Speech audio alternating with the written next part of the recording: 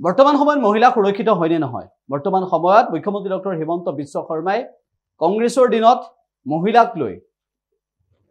কেনে ধৰণৰ মন্তব্য কৰিছিল তাৰ বিৰুদ্ধে প্ৰতিবাদ সাব্যস্ত কৰিলে আজিৰ দিনটোত মীৰা বৰঠাকুৰ গৰজি উঠিল মুখ্যমন্ত্ৰীৰ বিৰুদ্ধে খৰব হৈ পৰিল অসমৰ মাননীয় মুখ্যমন্ত্ৰীয়ে মহিলা সমাজক যি অসন্মানিত কৰিছে তাৰ প্ৰত্যুত্তৰ বিচাৰিছো ক্ষমা বিচাৰিছো তেওঁৰ পৰা তেওঁ কৈছে যে কংগ্ৰেছৰ দিনত যিমান চাকৰি মহিলাই লৈছিলে অসৎ চৰিত্ৰৰে লৈছিলে আৰু আজি যোৰহাটৰ পৰা মই প্ৰতিটো দল সংগঠনক আমি আহ্বান জনাইছো যে কেৱল কংগ্ৰেছৰ মহিলাইহে চাকৰি লৈছিলে নেকি আজি কোনোবাই বিভিন্ন সংগঠন কৰি আছে তেওঁলোকৰ মাতৃয়ে চাকৰি লোৱা নাছিলে নেকি আজি মই সেইকাৰণে কৈছো হততে আমি জয় অসম কৈ থাকো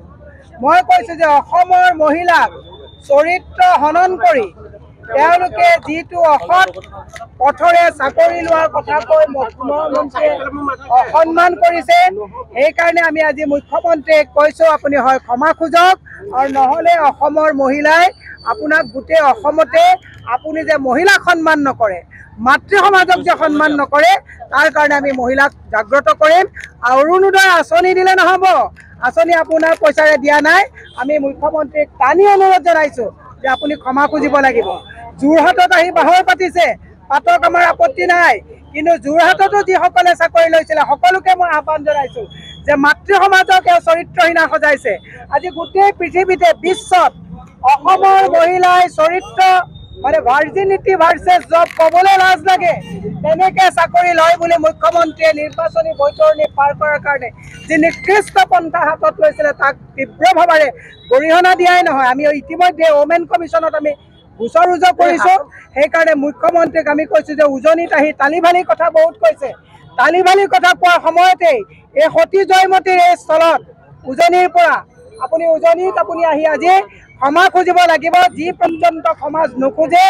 আমি আপোনাৰ এই স্বৰূপ আপুনি যে বিকৃত মানসিকতাৰে অসমৰ মহিলাৰ স্বাভিমান লুণ্ঠন কৰিছে ভূলুণ্ঠিত কৰিছে তাক আমি আজি জাগ্ৰত কৰিবৰ কাৰণে আজি যোৰহাট জিলাত এই প্ৰতিবাদী কাৰ্যসূচী গ্ৰহণ কৰিছো অসমৰ মাননীয় মুখ্যমন্ত্ৰীয়ে মহিলা সমাজক যি অসন্মানিত কৰিছে তাৰ প্ৰত্যুত্তৰ বিচাৰিছো ক্ষমা বিচাৰিছো তেওঁৰ পৰা তেওঁ কৈছে যে কংগ্ৰেছৰ দিনত যিমান চাকৰি মহিলাই লৈছিলে অসৎ চৰিত্ৰৰে লৈছিলে আৰু আজি যোৰহাটৰ পৰা মই প্ৰতিটো দল সংগঠনক আমি আহ্বান জনাইছো যে কেৱল কংগ্ৰেছৰ মহিলাইহে চাকৰি লৈছিলে নেকি আজি কোনোবাই বিভিন্ন সংগঠন কৰি আছে তেওঁলোকৰ মাতৃয়ে চাকৰি লোৱা নাছিলে নেকি আজি মই সেইকাৰণে কৈছো হততে আমি জয় অসম কৈ থাকো মই কৈছো যে অসমৰ মহিলাক চৰিত্ৰ হনন কৰি তেওঁলোকে যিটো অসৎ পথৰে চাকৰি লোৱাৰ কথা কৈ মুখ্যমন্ত্ৰীয়ে অসন্মান কৰিছে